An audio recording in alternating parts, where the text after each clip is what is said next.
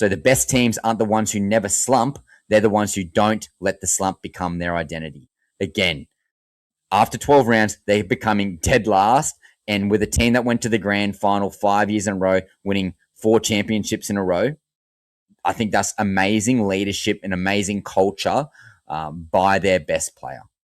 So why a blast works for Penrith, according to Cameron Mee, but it wouldn't work for everybody else. Again, if I was to be a younger team, upcoming team, that could potentially, I'm not saying this is definitely true, but let's say the Newcastle Knights, they definitely came last, and you could probably look at the culture that they had towards the back end of the year. When their heads were down and the momentum was not for them, they were just losing games left, right, and center and getting blown off the park.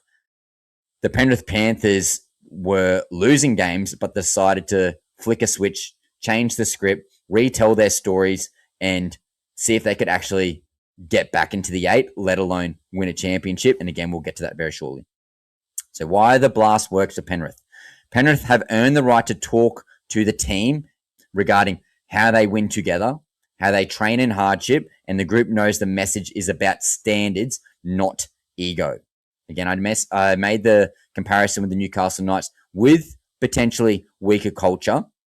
Cleary and the other leadership group at the Penrith Panthers, Isaiah Yeo, Liam Martin, Dylan Edwards, again, a few other boys could rail off, Brian To'o. Those are the type of guys who set the standards, and I guarantee they would all be having a hard, firm talk, particularly guys like Isaiah Yeo and Cleary, who are their 2 leaders. So what changed after that moment? So let's go to round 13. So on-field identity reset.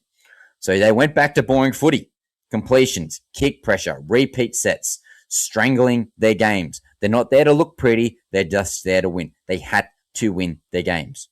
So they went less sideways and they went more north to south.